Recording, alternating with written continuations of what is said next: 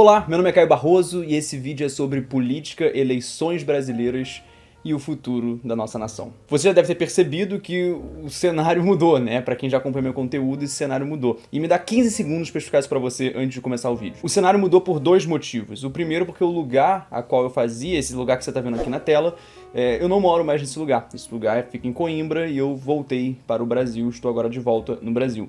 E o segundo motivo é porque demorava muito pra editar, era muito chato, cansativo e eu gastava muitas horas editando aqueles vídeos. Nesse formato eu planejo manter o conteúdo, o nível de conteúdo com profundo eu sou nos roteiros, nas coisas que eu faço, mas facilitando o meu papel na edição e assim eu posso produzir mais conteúdo. Ou seja, eu agora tô fazendo live na Twitch e essas lives são roteirizadas para que possam virar vídeos pro YouTube. Então, vamos pro vídeo. Aqui vocês já podem ver sobre o que eu vou falar, né? Eleições de 2022, o que esperar para o dia 30 e o que esperar até 2026. Eu gravei esse vídeo, ou melhor, eu escrevi o roteiro para esse vídeo pensando em mais ou menos 3 tópicos, 3 partes para esse vídeo. A primeira parte são expectativas para o segundo turno, análise dos resultados do Senado, do Congresso e também para governador. Coisinhas leves, ou seja, se você já viu essas análises, você já sabe quem ganhou, se você já sabe aí quem saiu por cima, quem saiu por baixo, pode pular essa primeira parte, que é só para quem tá caindo de paraquedas mesmo, que serve essa primeira parte desse vídeo. Mas se você ou se você tá caindo de paraquedas, fica aí que eu vou fazer uma análise, é bem rápido, não vai demorar muito não. A parte 2 do vídeo, essa já é diferente. Eu vou fazer algumas perguntas importantes que eu tô vendo que tá na cabeça de todo brasileiro, mas que não está sendo respondida nos lugares que eu vejo, né, na mídia, nos jornais, nas redes sociais, eu não estou vendo pessoas respondendo essas perguntas. E por último, na parte 3, eu vou trazer 6 considerações que, ao meu ver, são importantíssimas para entender não só o futuro do Brasil, mas também o futuro do mundo como um todo. Então, vamos lá. Primeira coisa de tudo importante de se dizer: o resultado das eleições em quantidade de abstenção de votos. Desde 98, como vocês podem ver, essa eleição é a que teve o maior número de absoluto e também de porcentagem de abstenção. 32 milhões de brasileiros, quase 33, o que dá mais ou menos quase 21% do nosso eleitorado. Isso é muito importante porque quando a gente vê o resultado das urnas, a gente vê que praticamente não houve espaço para a terceira via, não houve nenhum espaço. Se você somar o terceiro e o quarto lugar, que foi a Simone Tebet e o Ciro Gomes, juntos eles não dão nem 8%. Então, quem não foi votar é muito maior em quantidade de pessoas do que em quem votou numa terceira via. E o que isso significa para Lula e para Bolsonaro e para o segundo turno? Significa que, obviamente, quem estiver no segundo turno não vai focar muito em procurar o apoio de Ciro Gomes ou de Simone Tebet. Vai procurar quem não quis votar nessas eleições. Isso é crucial para entender a estratégia tanto de Lula quanto de Bolsonaro agora para o segundo turno. Mas apesar disso, o Lula tá com 48,43, ele quase ganhou no primeiro turno, verdade seja dita. E além disso, tanto a Simone Tebet quanto o Ciro Gomes já declararam apoio formal a Luiz Inácio Lula da Silva, o que faz com que o candidato, ele esteja com muita chance de ganhar. Assim, eu não gosto nunca de dizer que é certo, é garantido, porque vai que muda, né? Ainda mais num período eleitoral entre o primeiro e o segundo turno de 1 mês de distância entre os dois. Então muita coisa pode acontecer, mas ao mesmo tempo são muito limitadas as coisas que podem acontecer que tiraria a vitória de Lula. Isso é uma análise seca dos números, tá? Não é nada pró-Lula, contra Lula, nada disso não. E em breve eu vou querer mostrar mais sobre esse mapa aqui pra vocês, porque esse mapa aqui, ele diz muita coisa. A geografia dele diz muita coisa, principalmente sobre essa região aqui que você tá vendo do Centro-Oeste, e também da região do Nordeste e também do Sul, do Rio Grande do Sul, que vocês podem ver também, tá bem dividido ao meio. Vocês vão ver, na parte 2 e 3 eu vou comentar mais sobre isso. Uma outra curiosidade também que eu queria colocar pra vocês aqui foi como que o Ciro Gomes, ele delimitou em 2018 a fronteira do estado do Ceará nas eleições presidenciais de 2018. E tinha, né, alguns municípios aqui pipocando, um aqui, bem esses pequenininhos que estão em amarelo. E quando você vê nessas eleições, não teve qualquer chance para uma segunda via, nem mesmo no Ceará, que foi 100% Lula. Mas agora, saindo um pouco da presidência e vamos para o Senado. Agora começa a análise dessas eleições em que eu começo a ficar triste. Verdade seja dita, eu começo a ficar triste. Porque aqui diz que 15 são pró-Bolsonaro e 8 são pró-Lula. Mas verdade seja dita, são mais do que 15, porque se você pegar algum dos nomes independentes aqui, como por exemplo o Alan Rick, e você pegar até o próprio Sérgio Moro aqui como independente, chega a ser sacanagem falar isso. Então, na verdade, o Bolsonaro humilhou nessas eleições em relação ao Senado Federal. O Bolsonaro ganhou muito, e tendo em vista que 2018 foi uma eleição de 2%, 2 terços do Senado, e agora foi a eleição de 1/3, desde quando o bolsonarismo apareceu na política brasileira, nós já tivemos a rotatividade completa das cadeiras do Senado. E as consequências disso eu vou falar um pouco mais pra frente, só que eu queria mostrar pra vocês alguns nomes que apareceram nessa listinha aqui de senadores eleitos.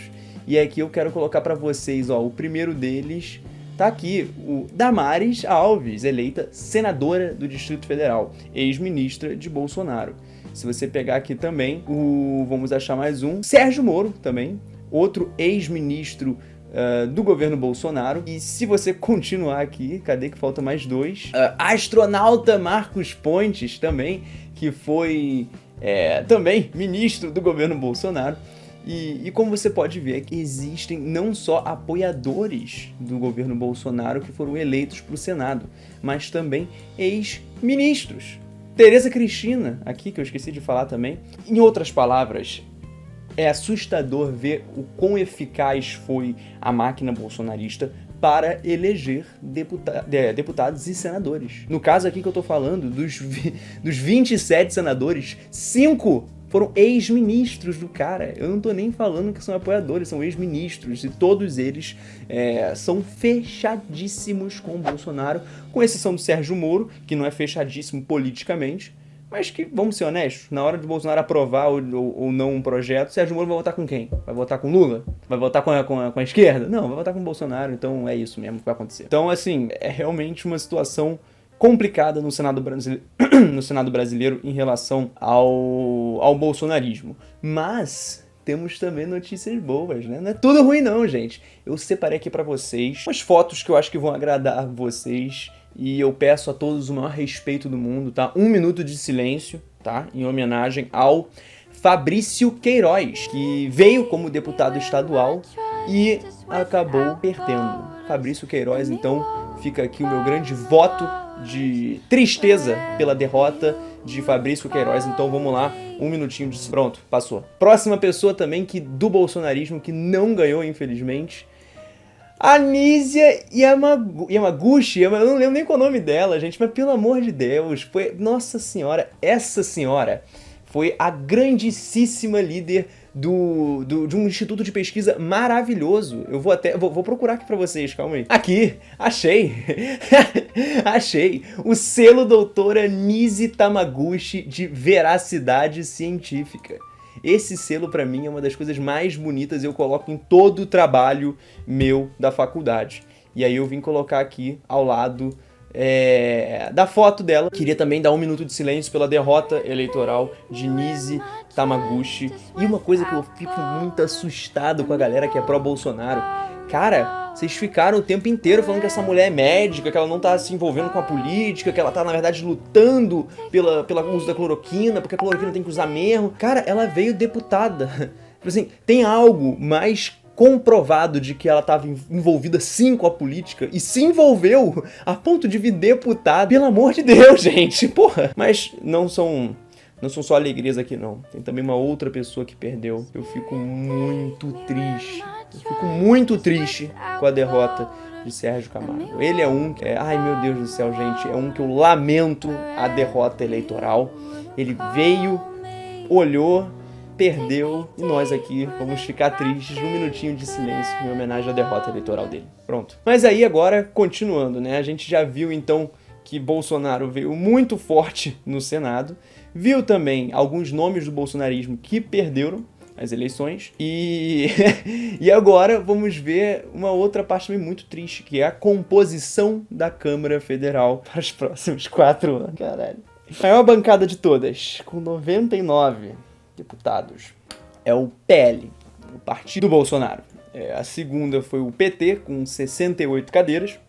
O terceiro, União Brasil. E o quarto, o PP. E o quinto, o PSD. Vocês podem ver que, quando falam que vão transformar o Brasil numa Cuba, que vão implementar o socialismo, é com esse Congresso Federal que eles dizem isso, né?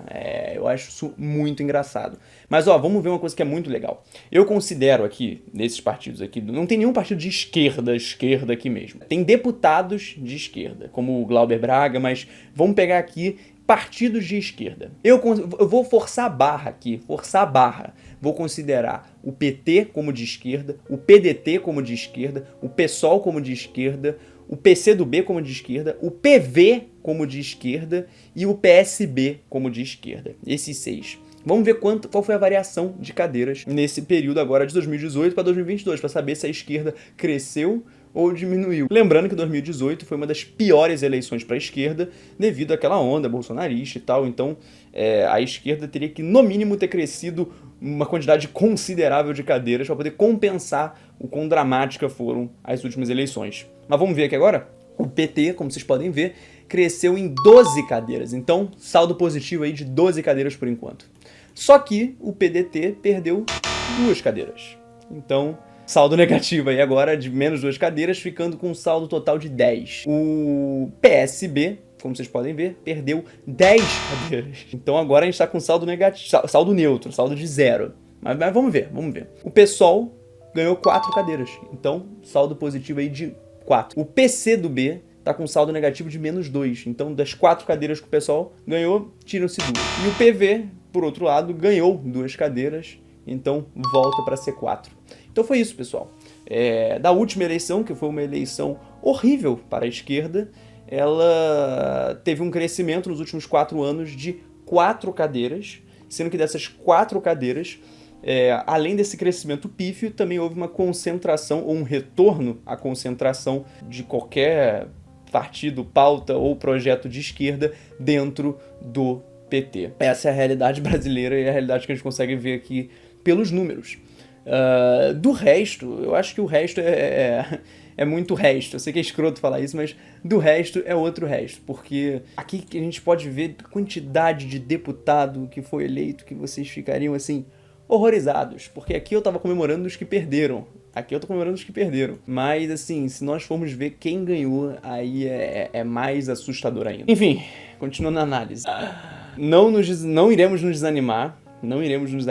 Porque isso aqui não era previsível, mas não estava sendo previsto pelas pessoas. Vou explicar por que na parte 2 e 3. Mas primeiro vamos analisar os dados. PL e partidos de direita somarão 273 deputados na Câmara. Aqui embaixo eu não vi uma notícia falando sobre isso, mas aqui eu escrevi e coloquei que os partidos de centro-esquerda, que no caso são aqueles 6 que eu falei, que é o PT, o PDT, o PSB, o PCdoB, o PV e o PSOL, somam juntos 123 deputados. Então, assim, nunca houve uma Câmara, um Congresso Federal tão reaça e tão de ultradireita quanto o atual. E aqui eu não tô falando ultradireita de, Bolsonaro neonazista, Bolsonaro... Não. Tô falando de... Cara, os caras são de direita, meu irmão. Tu vai falar o quê, não? Os caras são de centro. Tu vai falar isso na minha cara. Tu vai olhar na minha cara e vai falar que a Damares é de centro. Eu sei que ela foi pra senadora, mas tu vai falar que ela é de centro. Tu vai falar, então, agora pra mim, na minha cara, que a Tereza Cristina é de centro. Que a Tereza Cristina não é de direita. Que o Mourão não é de direita. Meu irmão, não tem como. Não tem como. Nunca houve um congresso, pelo menos assim, nos últimos 15 anos, né, tão reaça quanto o atual. Eu só consigo imaginar um congresso... Nem na época de Collor, sabe? Na época de Collor o PDT era gigante. Na época de Collor tinha até... se não me engano, até o PCB tinha cadeira. Mas, enfim, é uma situação bem escrota. E mais pra frente eu vou falar aqui quais vão ser as consequências de quem assumir a cadeira pra presidente ter esse congresso aqui. Mas já fica óbvio que, pra Bolsonaro, se ele assumir com esse congresso, ele vai conseguir aprovar e fazer o que ele quiser, principalmente com o orçamento secreto, que já também entra nessa análise. E uma grande novidade também que eu vou falar agora, mas eu vou falar mais pra frente também, é como que com esse Congresso, com esse Senado principalmente, o Bolsonaro pode aprovar agora pedidos de impeachment de ministros do STF. Então agora não só foi comprado o Congresso Nacional por conta do orçamento secreto, mas também agora o STF ficará algemado para fazer o que o Bolsonaro quiser, o que já garante para esse cara poder político mais centralizado na mão de um líder, um presidente da República, melhor dizendo, desde, sei lá, cara, desde do Figueiredo. Desde o Figueiredo nunca houve um presidente tão poderoso, ou não haverá um presidente tão poderoso caso o Bolsonaro ganhe as eleições. Continuando aqui, temos os governadores eleitos. E aqui começa uma coisa muito assim, alguns casos emblemáticos de senadores eleitos também. Vamos falar aqui dos principais, né? O Cláudio Castro, no Rio de Janeiro, que ganhou com 58% dos votos. Temos também o Ratinho Júnior, no Paraná. Sim, o Ratinho Júnior. O Zema, em Minas Gerais, mas esse não era muito uma surpresa, pra ser honesto. E esses aqui são os eleitos em primeiro turno, nessa primeira coluna. Na segunda coluna são os eleitos em segundo turno. Eleitos em segundo turno não, né? Que estão na disputa ainda pro segundo turno. E o mais importante desse segundo turno é o do estado de São Paulo, que está sendo disputado pelo Tarcísio Freitas, do Republicano, e pelo Fernando Haddad. É isso, não há nem muito o que falar sobre a questão dos governadores, para além do óbvio, né? Cara, e outro também que eu esqueci de falar, Ronaldo Caiado, em Goiás. Esse é um nome importantíssimo. Ganhou em primeiro turno no estado de Goiás, Ronaldo Caiado, o pai da bancada ruralista. O Ronaldo Caiado já foi candidato à presidência em 1989 e ele, ao meu ver, é uma das pessoas mais problemáticas da política brasileira. Eu tô falando problemáticas aqui de uma maneira mais eufemizando a coisa, mas ele ele não é uma figura a qual eu tenho apreço. E agora vamos falar um pouco sobre as expectativas para o segundo turno. Tem como a gente esperar uma virada de Bolsonaro? E, ao meu ver, essa virada é quase impossível de acontecer e não é por motivos de torcida ou de destorcida, por assim dizer, mas sim por motivos meio que matemáticos. Eu vou explicar pra você. Então me escuta até o final, tá? Você sendo bolsonarista ou lulista, me escuta até o final porque talvez você possa ficar tipo, caraca, é mesmo. E talvez até ajude a estratégia sua pra poder virar voto qualquer lado que você esteja. A primeira coisa é o seguinte: os apoios formais dos candidatos que ficaram em terceiro e em quarto lugar já vieram. E eles foram os dois para o Lula, que tá precisando de tá precisando de 1,57% a mais dos votos que ele já teve. Vamos contar como garantido os votos que o Lula já teve e que o Bolsonaro já teve. E vamos contar agora que a transferência seja aí de 20% só, tanto dos votos do Ciro quanto dos votos da Simone Tebet. E que eles vão para o Lula e 80% vai para o Bolsonaro. Ainda assim, o Lula ganha. Então, qual que é a chance de Jair Bolsonaro se safar e conseguir vencer as eleições? E a chance, meus queridos, eu já falei aqui pra vocês, a chance tá, ó, deixa eu subir aqui na apresentação pra mostrar, a chance tá aqui. A abstenção chega a 20,95% e a maior desde 98. Se essa abstenção diminuir 6% em prol do Bolsonaro no segundo turno, ou seja, a gente tiver uma abstenção de 15%, e que esses 15% de sua totalidade tenham ido para o lado do Bolsonaro, a disputa vai começar a se acirrar. E como nós temos um mês até as eleições, agora no que você está vendo esse vídeo, deve faltar o quê? 3 semanas ainda. Mas falta muito tempo. A diferença de espaço entre o primeiro e o segundo turno vem sendo gigantesca quando comparado com as últimas eleições. Então, essa é o meu conselho para qualquer lado que seja. Quer tentar ganhar essas eleições? Foca em quem se absteve no primeiro turno. Foca nesses caras. Porque do segundo turno, Simone e Ciro já declararam apoio, a base já vai de fato para Lula.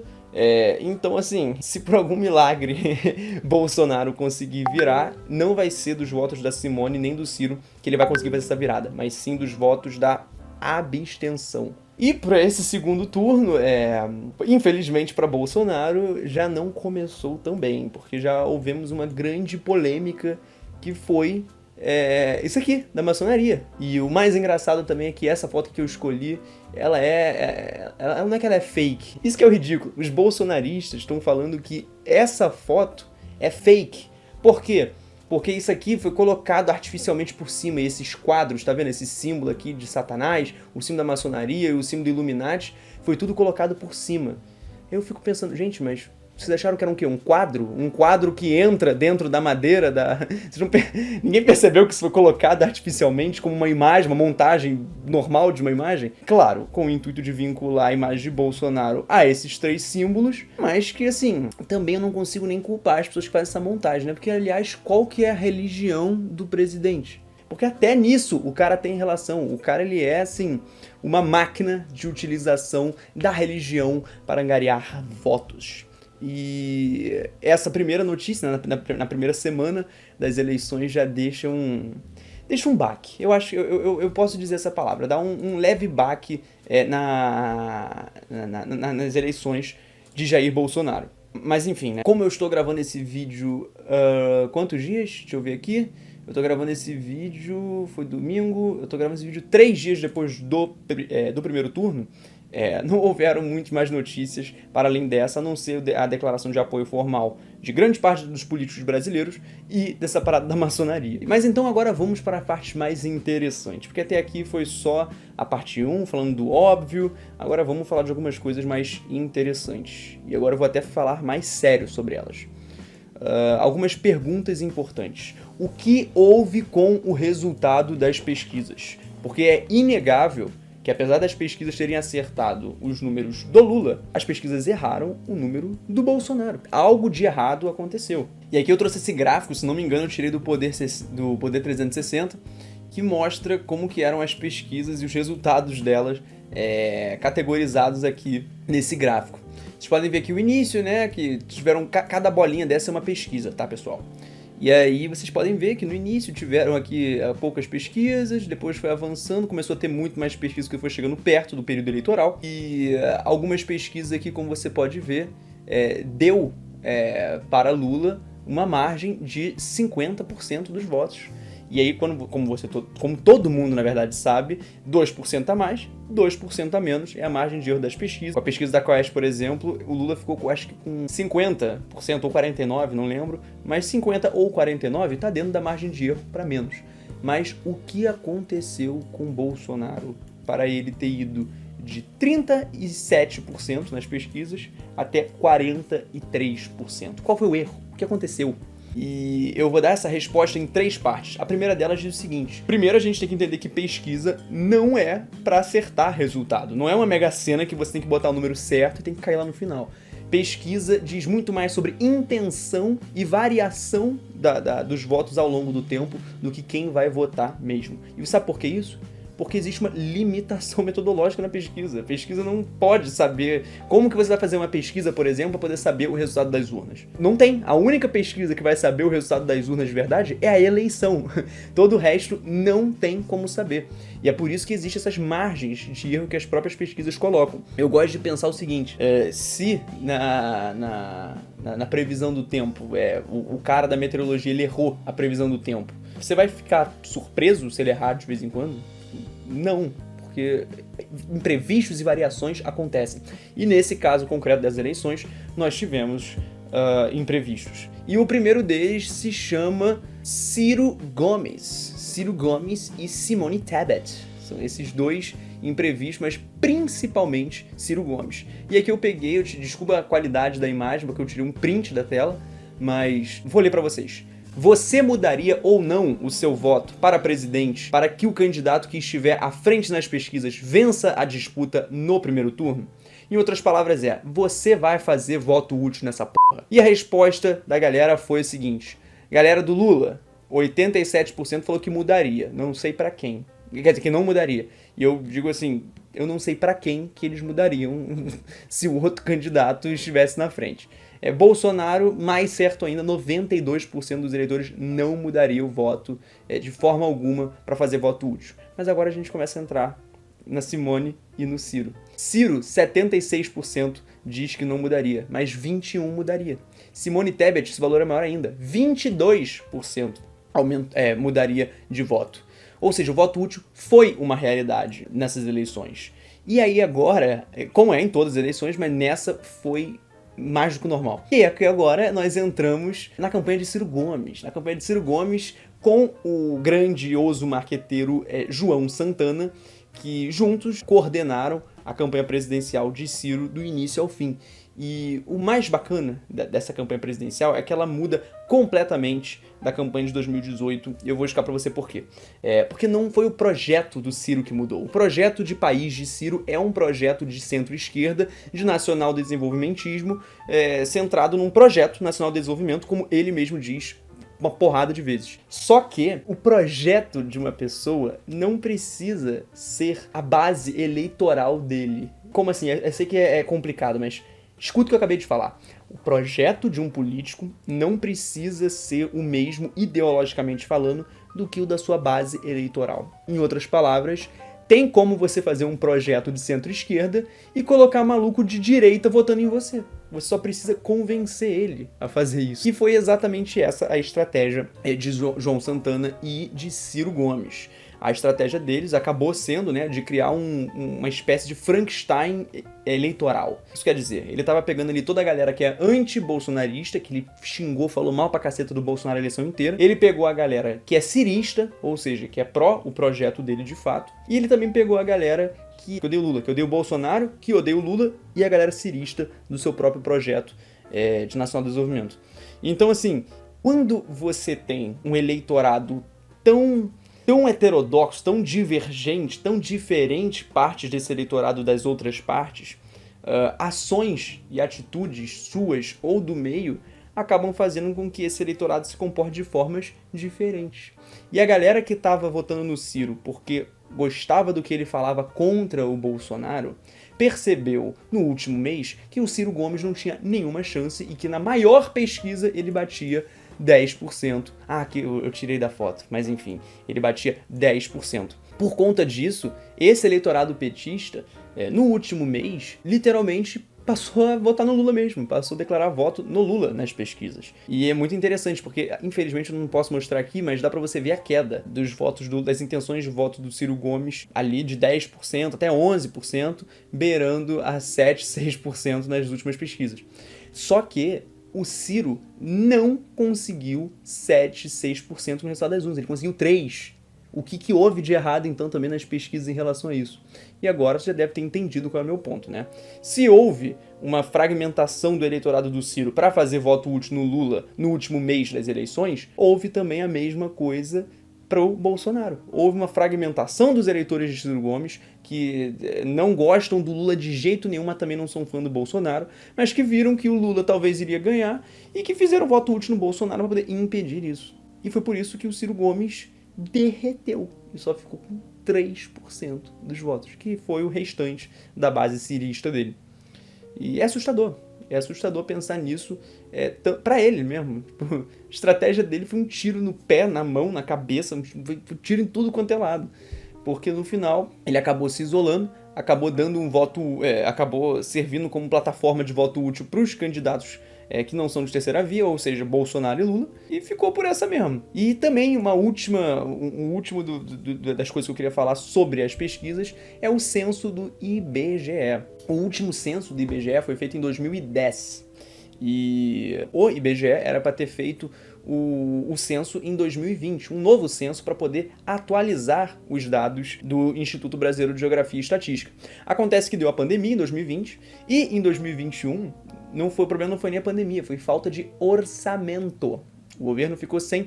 O governo não, né? Perdão. O IBGE ficou sem orçamento devido aos cortes feitos pelo governo federal. E o censo do IBGE, nós não temos dados estatísticos brasileiros atualizados desde 2010. Então as pesquisas acabam realmente tendo um certo tipo de grau de variação. E podemos ver isso com o passar do tempo também, como que as pesquisas passam, depois de um censo, a ficar um pouquinho ali problemáticas e defasadas com o resultado final das urnas. Isso pode ser visto também empiricamente. Próxima pergunta é como que ficou a composição do Congresso e do Senado. Eu já respondi ela na parte 1 e a composição ficou assim, só assustadora. Ficou isso aqui que vocês estão vendo. Basicamente é isso. Esse é um congresso literalmente reacionário. Tipo, eu não tô falando isso no sentido...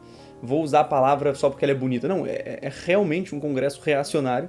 E é um congresso nacional 25% bolsonarista, né? 267 de base do governo... 273 deputados serão de direitas, por conseguinte, base do governo. E enquanto os demais divide-se em oposição, em não base de governo, em galera de centro do MDB, tudo isso. E o Senado, então, ficou uma catástrofe maior ainda, porque o Senado agora é 30% bolsonarista. 30%, isso é assustador. É uma quantidade muito alta, porque quando eu falo bolsonarista, eu tô querendo dizer apoiador de Bolsonaro. Não estou falando pessoas que votariam com o Bolsonaro em certos projetos.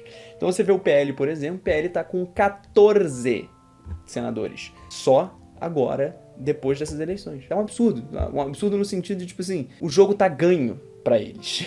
E eu vou ter uma análise muito boa para falar sobre isso na parte 3 desse vídeo. Mas também uma coisa interessante de se ver aqui é essa notícia do Correio Brasiliense, que eu consegui separar aqui. Ignorem esse valor aqui final do 15 pró-Bolsonaro, porque esse valor leva em conta esses independentes, que na verdade não são independentes, como por exemplo Alan Rick, o Sérgio Moro, que essa galera não é independente de fato. E tem também alguns pró-Lula que também não são bem pró-Lula, entendeu? A gente fica... Complica dizer uma coisa dessas. Eu sigo mais a corrente do Correio Brasiliense de que dos 27 senadores eleitos, 20 são apoiadores do Bolsonaro, até porque historicamente eles são.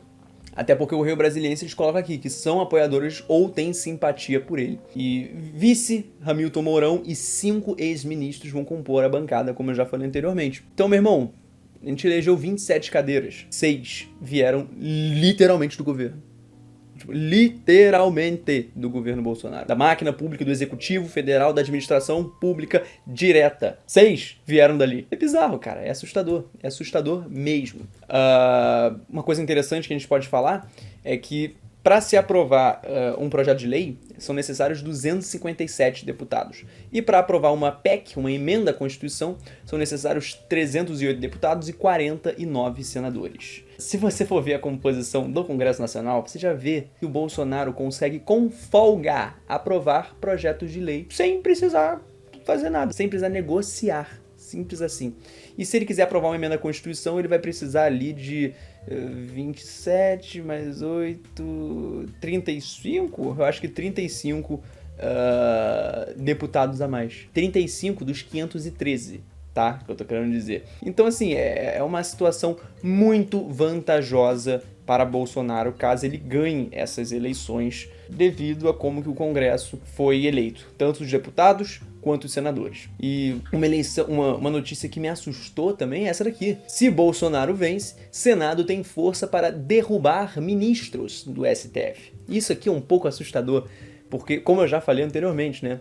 Imagina um executivo, a máquina pública do executivo controlada por Jair Messias Bolsonaro, um congresso comprado por ele pelo orçamento secreto, regido e governado ao nome de Bolsonaro por Arthur Lira, e agora imagina ter essa carta na manga contra o STF, ou por conseguinte, contra o órgão máximo do Poder Judiciário, de que se fizer alguma coisa, Bolsonaro vai gastar capital político para poder derrubar os ministros do STF, porque ele tem força agora para isso. Como eu já falei, é o maior nível de concentração de poder na mão de um homem só, que nós vimos dentro da máquina pública, cara, é claro, que nós vemos no Brasil desde, sei lá, cara, eu acho que desde Figueiredo. Talvez eu esteja falando besteira, mas desde Figueiredo. Desde Figueiredo não há um homem só, um presidente, corrigindo, não há um presidente mais poderoso do que Bolsonaro, caso ele ganhe essas eleições, obviamente, em toda a nossa história desde Figueiredo. E agora, a terceira pergunta. Como Bolsonaro conseguiu ir tão bem nas eleições de senador, deputado federal, deputado estadual e governador? Como que ele conseguiu? E aqui está a resposta. Eu costumo chamar as eleições no Brasil de mercado eleitoral. Eu não chamo de processo eleitoral. Eu costumo chamar de mercado eleitoral.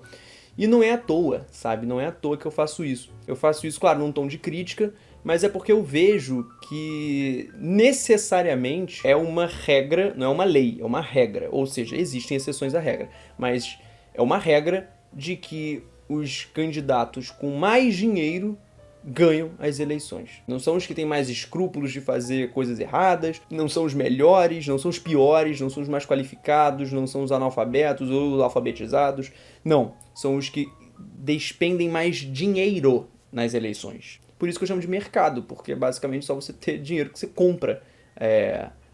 Você compra o voto, no melhor dos sentidos, aqui não tô falando de compra direta de votos, não. Você compra votos, entre aspas, exatamente porque quanto mais dinheiro numa campanha, mais aquilo ali vai render votos na prática.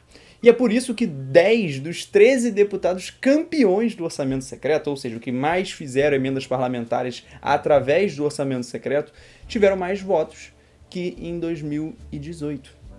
Levantamento inclui parlamentares que receberam mais de 100 milhões. Em 3 estados foram os mais votados. Isso não é à toa, gente. Não é à toa. Eu também já vi aqui a notícia sobre o patrimônio dos candidatos, que infelizmente eu não tirei print. Eleitos em 2022 têm patrimônio médio 4 vezes maior que candidatos derrotados.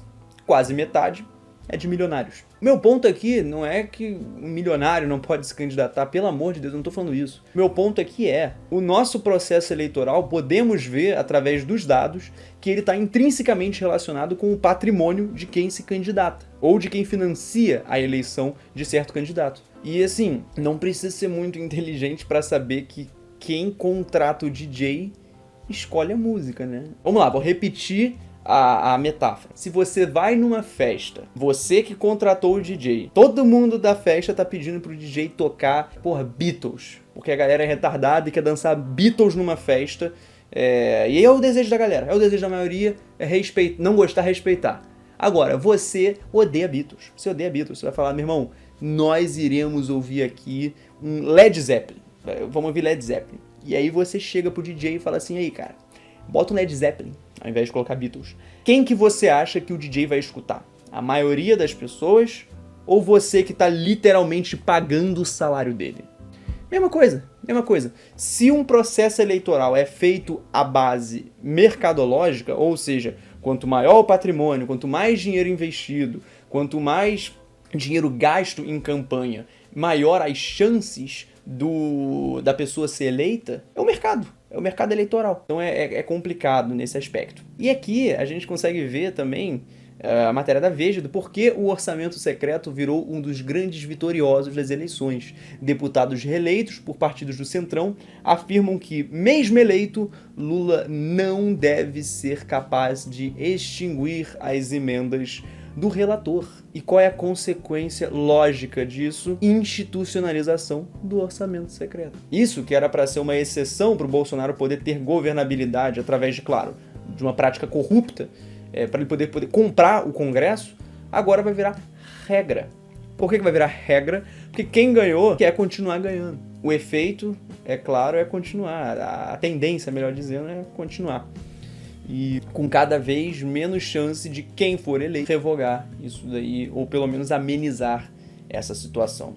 Então, por que o Bolsonaro ganhou essas eleições, né, no Legislativo? Por que ele ganhou nos estados? Por que ele ganhou no Senado? Por que ele ganhou na Câmara? Por conta do orçamento secreto. Porque foi dado dinheiro por Arthur Lira a mando de Bolsonaro e distribuído por sua base. E isso tudo tá na internet, isso tudo é só procurar. Isso tudo é óbvio, é descarado. E isso fica aqui uma grande lição para todo mundo que gosta de política.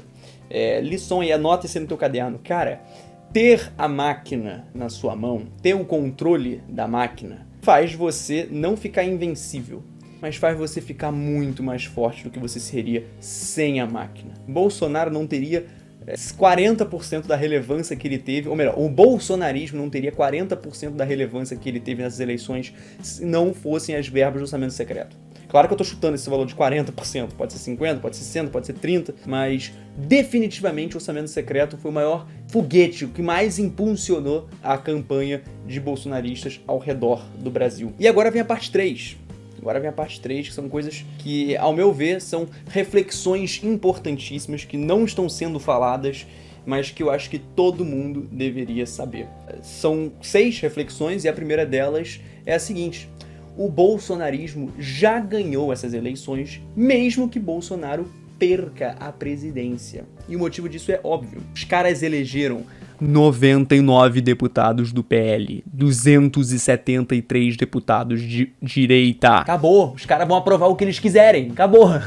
Então mesmo se o Lula ganhe as eleições, por mais provável que seja que ele ganhe, ele não só não vai ter governabilidade, como ele vai ter que andar assim em gelo fino, vai ter que pisar em ovos, porque se a popularidade de Lula cair, nada irá segurar um impeachment de Lula. Nada. Tem base pra isso. Tem base pra isso. Se ele perdeu o apoio da população, o que vai deixar ele lá? Ainda mais com o Alckmin como vice. Porra, meu Deus do céu, com o Alckmin como vice, então aí é uma maravilha. Maravilha. Mas isso é importantíssimo. O bolsonarismo já encravou suas raízes dentro da política brasileira. Tá? E mesmo que ele perca essas eleições da presidência, o bolsonarismo continuará forte. E aí você me pergunta, por que o bolsonarismo vai continuar forte se o Bolsonaro perder? Já que o nome já diz bolsonarismo. Se o cara sair, não acabou? E aí agora entramos na segunda reflexão, de que o bolsonarismo já é maior do que o Bolsonaro. Porque o bolsonarismo, ele carrega esse nome devido ao seu líder, devido ao seu processo histórico. Mas o que é o bolsonarismo que não uma especificação espacial, geográfica e temporal de uma ultradireita? O bolsonarismo pode ser o mesmo nome do que uma ultradireita tupiniquim. Se você quiser chamar de ultradireita tupiniquim, isso vai dar sinônimo a bolsonarismo. E é por isso que existem esses movimentos ao longo da história de thatcherismo, de maoísmo, de bolsonarismo, de todo esse tipo de você colocar o nome de alguém, o ismo no final, que é para você enquadrar ali certo processo histórico dentro de um espaço e de um tempo para você poder entender. Porque tem variações, por exemplo, da ultradireita europeia para a ultradireita brasileira. A ultradireita brasileira, na verdade, é muito mais próxima da americana no seu modus operandi do que da europeia. Mas isso aqui é uma coisa importantíssima de se entender. O bolsonarismo já é maior do que o Bolsonaro. Isso quer dizer que essa ultradireita que nasceu em 2017, 2018 com o Bolsonaro, encravou suas raízes dentro da institucionalidade brasileira ao ponto dela já ser maior do que o seu líder que a originou. E quem diz isso não sou eu, mas são os resultados das urnas. E também quem diz isso não sou eu, mas sim a lição que eu dei há pouco tempo atrás. Qual foi a lição que eu dei? Ter a máquina na mão é, essencial para quem quer fazer um projeto de poder, um projeto de política, um projeto de mudança ou um projeto de enriquecimento, não importa o que você queira fazer, você precisa ter a máquina na mão. E essa galera agora literalmente está mais do que nunca com a máquina na mão. E é por isso que o bolsonarismo é maior do que o Bolsonaro, e que mesmo que seu líder perca, a luta deles continuará. Não será mais uma saideirazinha dentro da institucionalidade que a gente teve em 2018 que vai voltar aos eixos agora em 2022. Agora é um processo de 15 anos, de 20 anos, no mínimo, até expurgar todo esse movimento de ultradireita no Brasil e no mundo. E é uma coisa curiosa, porque o lulismo nunca foi maior do que o Lula. Isso é uma coisa meio curiosa. Já parou pra pensar nisso? Que o lulismo nunca foi maior do que o Lula? Se o Lula morrer agora, vapo. E tem motivo pra isso, né? Tem motivo pra isso. E o motivo pra isso foi a estratégia que o Bolsonaro utilizou e a estratégia que o Lula utilizou quando os dois homens sentaram na cadeira de presidência. E por falar no sapo barbudo, Lula não reverteu o antipetismo. E isso é uma reflexão que eu tive por conta do número de abstenções dos votos, por ser tão grande. Porque o que o Lula fez foi unir uma frente amplíssima. Não foi uma frente ampla, foi uma frente amplíssima. Estamos falando de pessoas desde Boulos até Henrique Meirelles, até Alckmin, nessa frente amplíssima, em prol de um projeto de Lula de defesa da institucionalidade, da democracia a qual como conhecemos, e etc, etc. E apesar de ter toda essa gente apoiando ele, essa frente amplíssima, o número de abstenção foi o maior recorde. E apesar de, sim, o antipetismo ter diminuído do que em 2018 era um absurdo, mas o antipetismo hoje em dia ainda não foi revertido, e talvez nunca seja. Talvez nunca seja. E esse é um ponto importante. Pensar e imaginar que o antipetismo não foi revertido, apesar dos esforços de Lula, e como que, pela utilização de Bolsonaro da máquina pública, pelo orçamento secreto para conseguir emenda parlamentar para comprar deputado, a máquina ainda está mais cooptada pelo bolsonarismo do que nunca. Então, mesmo com uma frente ampla, o antipetismo, e por conta disso do Bolsonaro, aí que o antipetismo não conseguirá ser revertido num estalo de dedos, num processo aí de 3, 4 anos. Vai ser, se for revertido, que eu acho que não vai, se for revertido vai ser um processo aí de 20 anos. E aqui, falando num projeto de 20 anos, entramos no quarto tópico, que é a crise de sucessão para 2026. Porque assim, os planos de Lula, e isso Lula não esconde, não é algo que ele deixa de lado. Os sonhos mais molhados de Lula, ele ganha as eleições de 2022, Haddad ganha em São Paulo em 2022, para que o Haddad seja seu sucessor em 2026. E assim, é claro que tem muita água para rolar ainda, seria muito prepotente da minha parte dizer que esse era o plano mesmo e que isso iria acontecer. Claro que não, em 4 anos toda a política muda. Mas se Haddad ganhasse essa cadeira, já seria um trampolim melhor para ele vir a concorrer à presidência em 2026 do que se ele perder, tá ligado? Se ele perder, é pior, ainda mais pro Tarcísio Freitas, sabe? É complicadíssima essa situação. E isso, com toda certeza, adia um pouco os planos de sucessão. Adia não, perdão, mas complica os planos de sucessão de um futuro governo Lula. Então o Lula já viu que ele é refém da própria frente ampla que ele criou e agora também do Congresso e do Senado, e não tendo um sucessor, a situação fica mais e mais complicada. O quinto ponto, direita moderada respirando por aparelhos. E assim, isso é também uma outra situação que mostra como que a política brasileira mudou. Porque, vamos lá, com o PSDB e o MDB dentro da direita moderada, nós podemos ver, pelo histórico desses partidos, que eles sempre estavam ali dentro da institucionalização, ali do jogo político, e que esses dois partidos, ao meu ver, são as maiores definições de establishment. Tipo assim, pra mim é claro, é transparente. Ao longo dos anos, com esse processo de radicalização que vem acontecendo no Brasil, que eu já vou falar o porquê desse processo, ao longo dos anos, temos percebido como que o MDB e o PSDB vêm perdendo espaço para partidos como o PSL, na época que o Bolsonaro foi eleito, para agora para União Brasil, pro PP, pro PL, pro PP nem tanto, mas pro PL, e para esses partidos, pro PSD, do Gilberto Kassab, e para esse tipo de movimento que seria uma nova direita. Essa nova direita que não entendam como uma coisa boa, entendam só como uma coisa literalmente nova. E não que os partidos que eu acabei de citar sejam novos, União Brasil até mas entendam nova no sentido de os que acabaram de ascender no poder.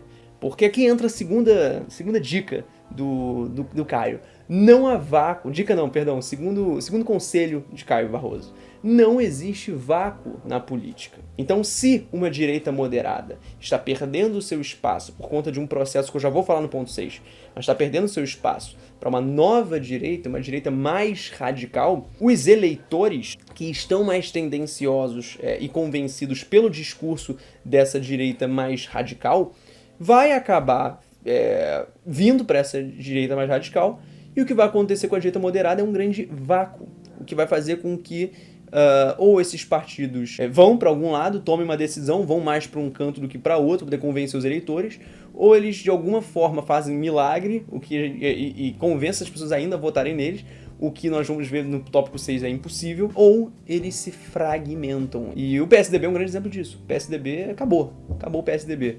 Porque ainda tendo o PSDB como partido, nós temos praticamente ali dois grupos que estão numa enorme guerra civil, que é o antigo PSDB e o novo PSDB. O novo PSDB quer colocar logo a roupa liberal e falar a gente é liberal mesmo, foda-se, é isso.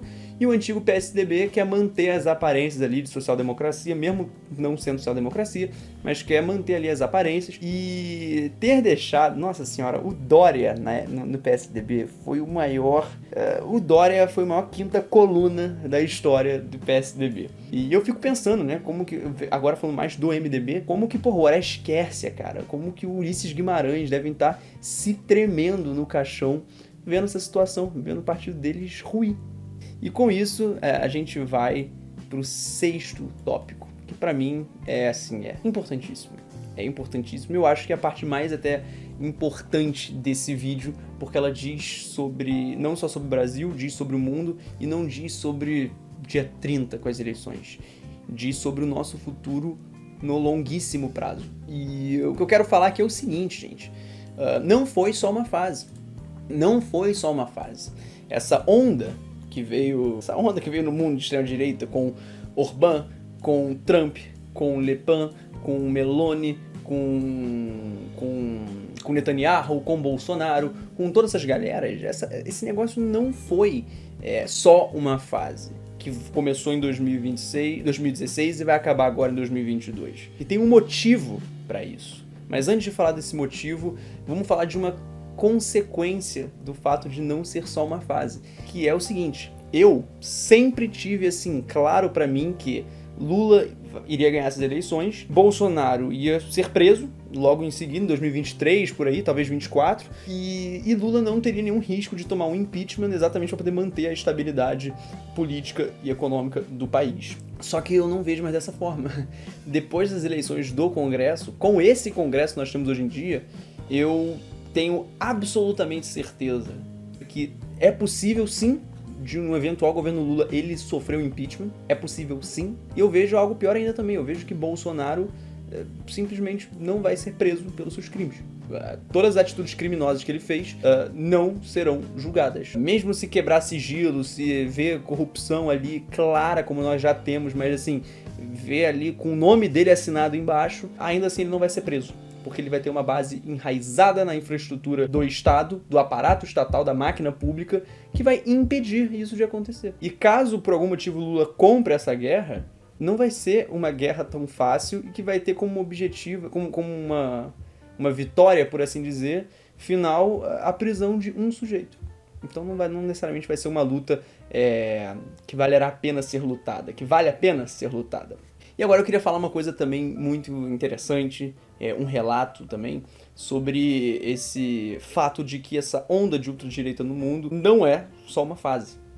Em 2018, eu tinha a ideia de que o que tinha acontecido ali com o bolsonarismo e tal, era uma coisa bem temporária, era como se fosse uma falha na Matrix. A Matrix falhou, todo mundo ficou puto por algum motivo, e aí a gente vai ficar 4 anos com esse cara, e aí esse cara vai perder depois, ele vai perder poder, vai perder tudo, e vai voltar tudo ao normal em 2022, como as coisas deveriam ser.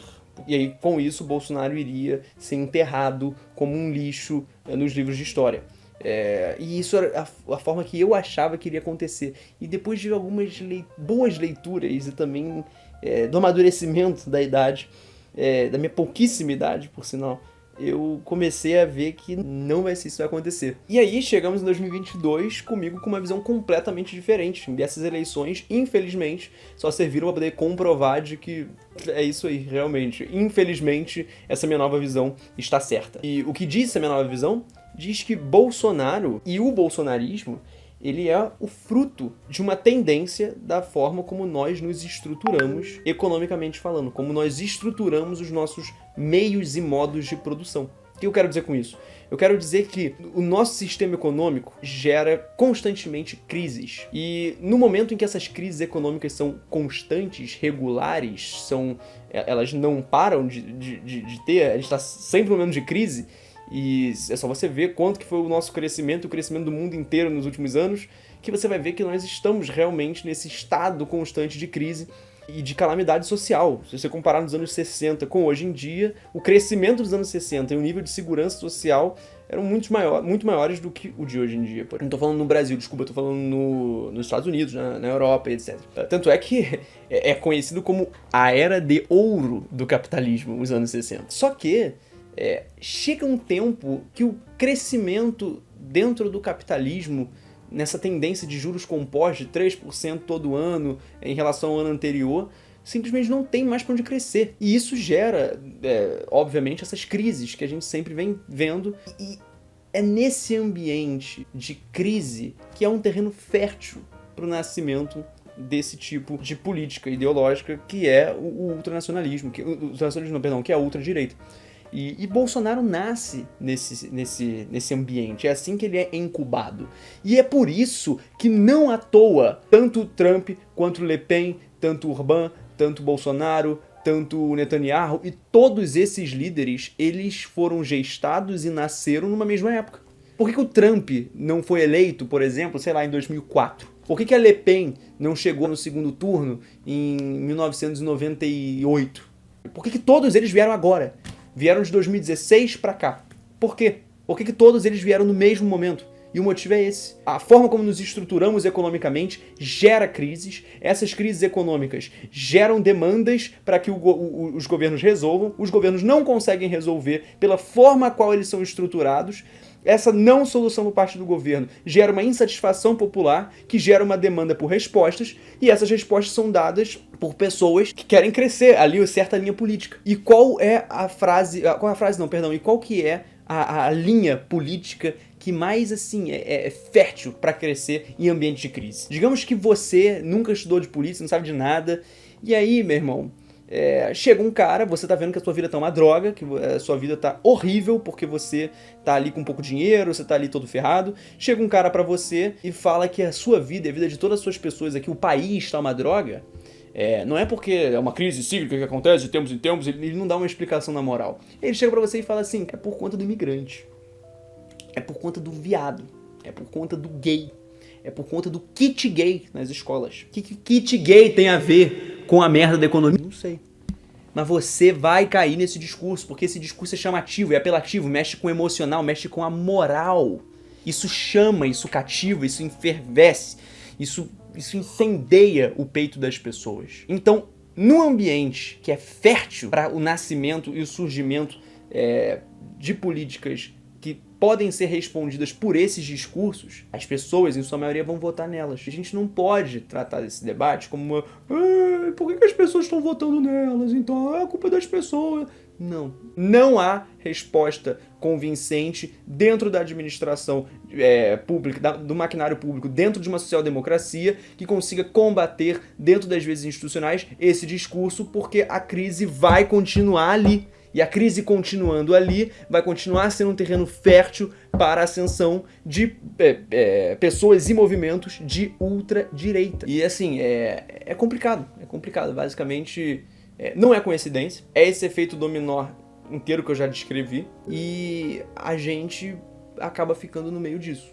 Torcendo, né? Se organizando ou... no meu caso aqui, fazendo vídeo pra internet, pra tentar minimizar essa situação o máximo que eu posso. Eu, nesse meu tempo inteiro de internet, eu sempre tentei ser o mais, não neutro, porque neutro nada é, nem sabão é neutro, nem sabão é neutro. O que eu mais tentei nesse meu tempo de internet é não ser neutro, mas ser responsável. O que isso quer dizer? Eu quero que todo mundo possa me assistir. Todo mundo possa me assistir e gostar do meu conteúdo. E é por isso que eu evito ao máximo. A grande maioria das vezes eu consigo, mas outras não. Eu evito xingar, zoar, falar mal de alguma coisa. Mas o meu ponto é, eu tento ser neutro, mas existem coisas que eu não consigo manter essa suposta neutralidade. Eu não consigo manter certo grau de neutralidade, sabendo que o que está acontecendo é isso que eu acabei de escrever pra você, desse solo fértil, de ascensão, desse movimento de ultradireita, e que, se nada for feito, eles vão ganhar, como eles ganharam já outra vez na história, e a única solução que poderá vir será uma solução de ruptura institucional. E aqui, óbvio que eu não tô falando de uma terceira guerra mundial, mas até porque ela não vai existir da forma como a gente imagina, mas uma ruptura institucional pode ser também uma derrubada do governo, pode ser uma nova constituição, pode ser um golpe por parte até dessa galera aí de ultradireita, ou pode ser também realmente um conflito bélico, como a gente já tá vendo ele sendo, bem dia após dia, sendo escalado na Europa. Cara, pensa 10 anos atrás, conflito que a gente tinha de alto porte, assim, há 10 anos atrás? Quais os lugares que a gente tinha conflito? A gente tinha, claro, o problema no Sudão do Sul, revolta de Tigray lá na Etiópia, mas eu tô falando disso. Cara, a gente não tinha uma guerra de grande porte que tivesse certo envolvimento na forma como a ordem mundial unipolar é estruturada. Até isso está sendo questionado. Agora nós temos Rússia com Ucrânia, nós temos Azerbaijão com Armênia, nós temos Tajiquistão com Quirguistão, nós temos também crises Sérvia com Kosovo, Argélia com Marrocos, Grécia com Turquia, e eu não saí da porra da Europa. Claro, Marrocos e Argélia é ali no Magrebe, mas eu tô querendo dizer ali do... Ou melhor, eu não saí das antigas fronteiras do Império Romano. Satisfeito? Então, agora é isso, pra ninguém me zoar falando que eu falei errado. Mas o meu ponto é esse. É uma situação de calamidade. Não vejo tendência de melhora, até porque o que faria melhorar não vai ser feito, nem por Lula, nem por Bolsonaro. Então, isso será terreno fértil para a ascensão de movimentos cada vez mais extremistas. E como no Brasil o que está com a máquina e ganhando o coração da população é o de direita, esse movimento, com toda certeza, terá um monopólio da direita. Mas basicamente é isso, não há muito também mais o que eu falar. Que droga. Confirmar, mas eu acho que eu falei de tudo. Nossa, não, eu não falei. Ainda falta o ponto 7. Eram 7 pontos. Então esse aqui vai ser o ponto surpresa. Nesse ponto 7 aqui eu acho uma coisa muito interessante, que é o seguinte: nós não estamos entrando na era da pós-verdade. Estamos voltando a ela. Isso é importante porque eu vejo as pessoas falando que a era da pós-verdade por conta do celular, celular. Cara, não é bem assim, porque o celular, ele é um meio. O celular em si não cria as bolhas. Claro que é o algoritmo que cria também tudo isso, mas ele é apenas uma ferramenta tecnológica. E a forma como essa ferramenta tecnológica é utilizada diz mais sobre o meio político e econômico a qual ela está inserida do que da tecnologia em si. E a prova disso é que a pós-verdade, a fake news, essas coisas não existiam não passaram a existir agora por conta do celular. Existiam essas coisas todas, só que feitas de maneira muito mais ineficazes. Aonde? Nos jornais. E aqui a gente pode ver o Der Stürmer e o Deutsche Morgen, que eram 2 jornais da Alemanha nazista. E esses jornais tinham o mesmo modus operandi de gabinete de ódio aí da vida e de coisas desse tipo. O ponto é, com o Der Stürmer e com o Deutsche Morgen, você tinha que imprimir o jornal, a lógica era outra, era uma lógica de massa e não do individualismo que chega no teu zap zap. Hoje em dia não. Só que aí que tá. O que muda é apenas o formato, mas a essência continua sendo a da pós-verdade. Então nunca fale que a gente tá em uma era iniciando uma era de pós-verdade, porque na verdade nós já tivemos ela antes, e algumas vezes na história até. Momentos de crise geram ambientes férteis também para o nascimento da pós-verdade. Ou seja, acredito, logo estou certo, ao invés de penso, logo existo. E o vídeo foi esse. Se você gostou desse vídeo, gostou desse formato, não esqueça de deixar nos comentários, por favor, porque, gente, é sério, isso é importantíssimo. Não só o feedback de vocês, mas também uma coisa muito importante que é a divulgação que vocês fazem para amigos, amigas, familiares, etc. E também qualquer dinheiro que vocês possam doar, porque o tempo que eu gasto com rede social, e eu já estou há mais de ano nessa, e apesar de eu ter aprendido muita coisa, ter criado uma comunidade, o tempo que eu gasto nisso é muito. E é um tempo que, somado com o trabalho, eu basicamente não durmo, não descanso. E eu gostaria muito de poder ter a oportunidade, o privilégio de viver disso, que é algo que eu amo, que é produzir conteúdo sobre política, economia e filosofia para a internet e tentar de alguma forma informar e fazer a diferença no meio de todo esse caos que a gente vive. E eu posso fazer isso, tanto por mim, mas também por você e pelo Brasil, com a sua colaboração. Então, se você puder, tem aí o QR Code na tela, se puder me fazer um Pix, compartilhar esse vídeo com outras pessoas, eu ia ficar muito feliz. E caso você queira continuar esse debate em algum outro lugar, eu, junto com meus 2 amigos, nós temos o Observatório Tupiniquim, que ficou aqui atrás na live. O Observatório Tupiniquim é um canal no Telegram, que a gente posta lá todo dia alguma coisa nova sobre os fatos que acontecem no Brasil e no mundo. E a galera começa a debater, então é muito engraçado. Eu posto alguma coisa sobre como que a OPEP+, reduziu em 100 mil a produção de petróleo em 100 mil barris todos os dias, e isso gera um debate sobre as consequências, o que acontece no mundo. Então, se você quiser participar desse debate, entra lá no grupo e eu acho que você vai se amarrar. Então é isso, o vídeo foi esse, muito obrigado e até a próxima. Abraço, até daqui a 15 dias.